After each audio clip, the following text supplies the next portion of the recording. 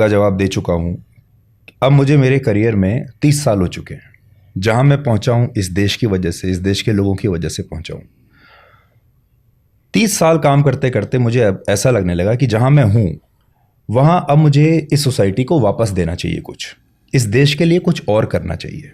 मतलब मैं यहाँ तक आया, इस देश के लोगों ने मुझे यहाँ तक पहुँचाया, अब मैंने उनके लिए क्या किया? क्या मैं एक शो करता रहूँगा? उस शो की जो सक्सेस है वो इस बात पर नापी जाएगी कि इसकी टीआरपी कितनी है, ये कितना पैसा कमाता है, इसके व्यूज़ कितने हैं। क्या बस यही है? मेरी जिम्मेदारी सिर्फ इतनी होनी चाहिए कि मैं एक सुपर हिट शो बनाऊं जिसके व्यूज़ अच्छे हों, जिसके लाइक्स अच्छे हों, जो टीआरपी में बहुत ऊपर हो। लेकिन उससे देश को क्या फ़ायदा हो रहा है? एक कंपनी को फ़ायदा हो सकता है, मुझे भी हो सकता है फ़ायदा हो उसका, क्योंकि मुझे अच्छे पैसे मिलते रहेंगे। लेकिन हमारे देश को और हमारी सोसाइटी को उसका क्या फ़ायदा हो रहा है? तो ये ब्लैक एंड वाइट से डिकोड में देश का फ़ायदा कैसे होगा? देश का फ़ायदा ऐसे होगा कि मैं उन सारे दबाव से अपने आप को मुक्त करना चाहता हूँ। जो दबाव या आप कह लीजिए कि जो कंपल्शंस होती हैं सिर्फ एक व्यूअरशिप लाने के लिए।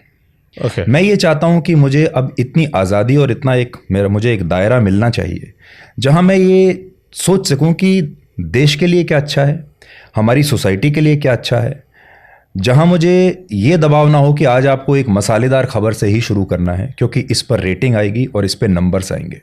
मैं यहाँ ये नहीं कह रहा हूँ कि आप मुझे रेटिंग और नंबर से मुक्त कर दीजिए, सही बात है। ये भी नहीं कह रहा हूँ मैं ये नहीं कह रहा हूँ कि मैं एक अलग छोटा प्लेग्राउंड लेके बैठ जाऊँगा जहाँ मैं इस सब से मेरी मुक्ति हो जाएगी। लेकिन तो भी मैं ये चाहता हूँ कि अब मैं जो मैंने आपको कहा कि जो मैं प्रयोग करना चाहता हूँ वो ये है कि क्या आप एक अच्छे कंटेंट के साथ भी नंबर्स ले सकते हैं?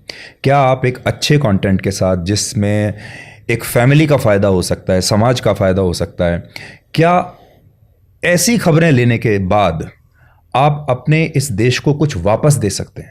क्या मैं कुछ खबरों को मना कर सकता हूं कि मैं ये खबर नहीं करूंगा क्योंकि मेरा मन नहीं है इनको करने का, मेरा मन नहीं कर रहा? तो मैं अब उस स्थिति में, उस जोन में मैं आना चाहता हूं। ये आज़ादी आपको पहले नहीं थी? ये आज़ादी मेरे शो में मुझे ऐसा कभी लगा नहीं कि किसी ने कभी मेरे ऊपर ये कहा हो कि ये खबर लेनी है या नहीं लेनी है, ये कभी नहीं था। लेकिन एक प्रेशर ज़रूर होता है जब हर हफ्ते टीआरपी आती है, जब बार्क का डेटा आता है, तो आपकी जो टीम है या आपका जो मैनेजमेंट है चैनल का, वो डेटा एक बार ऐसे आपको दिखाता ज़रूर है और बिना कहे संदेश होता है, बिना कहे एक संदेश होता है और वो ये बताता है कि देखिए पिछली बार के मुकाबले थोड़ा गिर गए हैं, ये जो दूसरे कंपनी है, दूसरा चैनल है, ये थोड़ा सा उठ गया है, तो ज़रा देखिए ये क्या कर रहा है। तो फिर आप देखते हैं कि वो क्या कर रहा है, तो आप देखते हैं कि वो बहुत सस्ता कंटेंट लगा रहा है, आप देखते हैं कि वो आपसे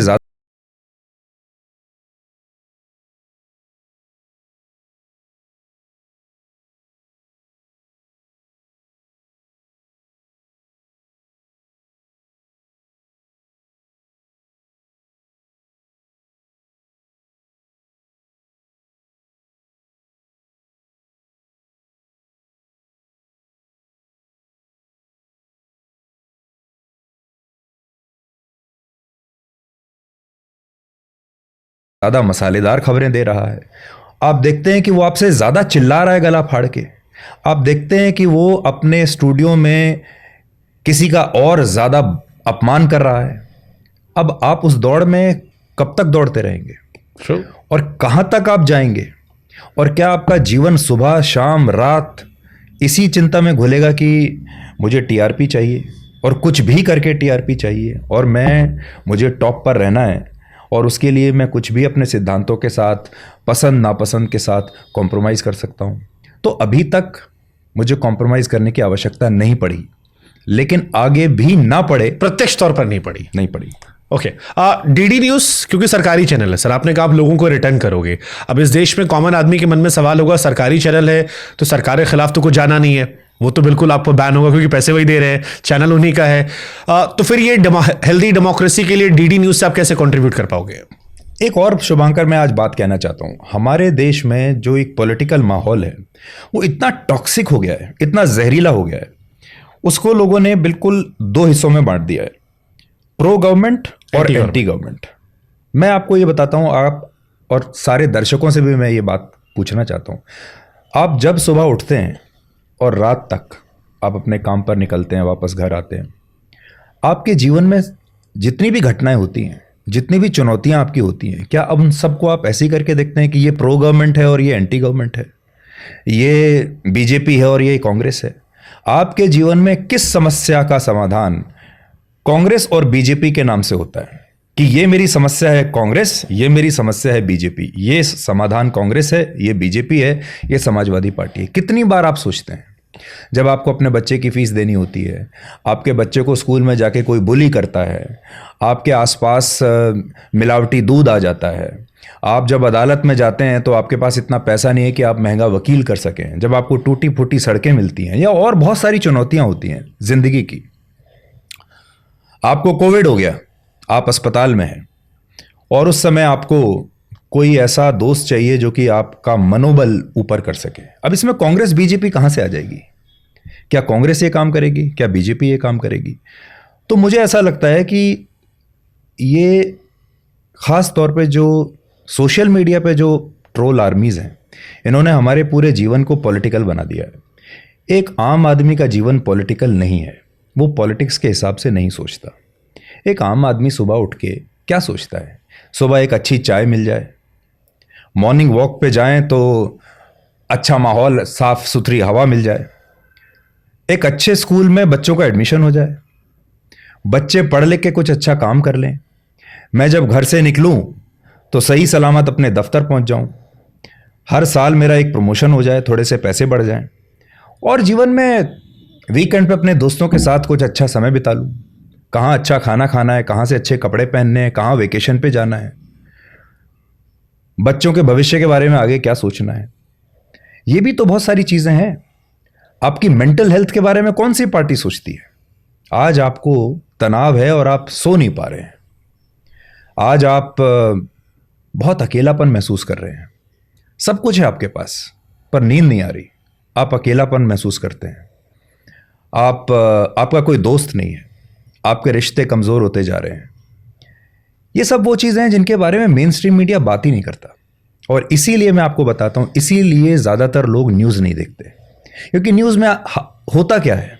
सारे दिन Congress, BJP, Samajwadi party, DMK, फलाना ढिमकाना, इसने ये कह दिया, इसने ये कह दिया, इसने ये कह दिया। पर मैं आपको आज भी बताता हूं, और मुझे लगता है ज्यादातर लोग इस बात से अग्री करेंगे कि जीवन राजनीति से कहीं ज्यादा बड़ा है, जीवन चुनाव से कहीं ज्यादा बड़ा है। ट्रू। जीवन बीजेपी, कांग्रेस, समाजवादी पार्टी वो क्या कर रही है, उसने कितनी सीटें जीती हैं, कौन मुख्यमंत्री बनेगा, कौन मंत्री बनेगा, किसने क्या कह दिया, इससे कहीं ज्यादा बड़ा है। बट जैसे राजनीतिक पार्टियां जो पॉलिसीज बनाती हैं उनका असर जीवन पर ही पड़ता है। जैसे डोनाल्ड ट्रंप अभी कुछ आजकल काफी बयान दे रहे हैं, तो उन चीजों का असर आम लोगों के जीवन में पड़ता है।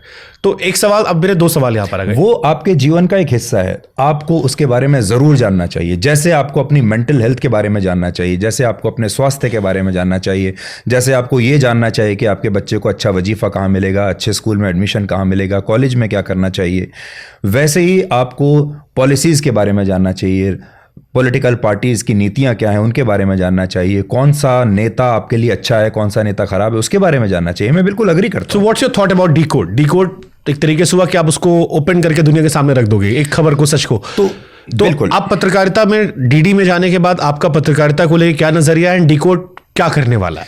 देखिए, ये मेरा तीसरा शो होगा। सबसे पहले मैंने डीएनए शुरू किया था, वो भी एक बहुत बड़े प्रयोग के साथ शुरू किया था। उस समय डीएनए जैसा कोई शो नहीं था। ट्रू। वो बहुत बड़ा प्रयोग था, बहुत रिस्की था। लोगों ने पहले बहुत मजाक उड़ाया मुझे और कहा बहुत प्रीची है, उपदेश देते हो, रेडियो शो जैसा लगता है, इसमें कोई विजुअल्स नहीं। क्योंकि उस समय मसालेदार खबरों, जो वीडियोस का ज़माना था, कोई तालिबान के लड़ाई के विजुअल्स चल रहे हैं, नॉर्थ कोरिया, नॉर्थ कोरिया के वीडियो चल रहे हैं, नाग नागिन, भूत प्रेत, ये सब जो चलता था। और उस समय आप डीएनए जैसा एक शांत शो लेकर आ गए, तो लोगों को लगा कि बहुत ठंडा है। तो एक बहुत बड़ा प्रयोग था, लेकिन लोगों को वो अच्छा लगा। और आपको याद होगा, उस शो में मैं वही खबरें लेकर आता था जो आपके जीवन से जुड़ी हुई है। उसके बाद मैंने ब्लैक एंड वाइट शुरू किया। ब्लैक एंड वाइट का थोड़ा सा फ्लेवर अलग था, डीएनए से थोड़ा हम और आगे गए, और ज़्यादा हमने उसको ब्लैक और वाइट में डिफरेंशिएट करने की कोशिश की। लेकिन डीकोड में जब मैं इस बार मैं अपने आप को सोचता हूँ, तो मुझे ऐसा लगता है कि ये शो पुराने 2 शोज से आगे की बात इसको करनी चाहिए।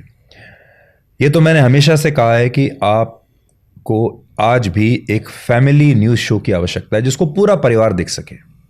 तो मेरा पहला जो थॉट है वो तो ये है कि इसको मैं ऐसा शो बनाना चाहता हूं जिसे पूरा परिवार एक साथ मिलके देख सके। 3 जनरेशन्स, दादा दादी, माता पिता और बच्चे। क्या कोई ऐसा शो हो सकता है जिसको ये तीनों पीढ़ियां एक साथ मिलके देख सकें और उसमें पूरे शो में हर एक के लिए कुछ ना कुछ होना चाहिए। Okay, interesting. तो मैंने ये, तो इस बार जो डीकोड का मैंने जो थीम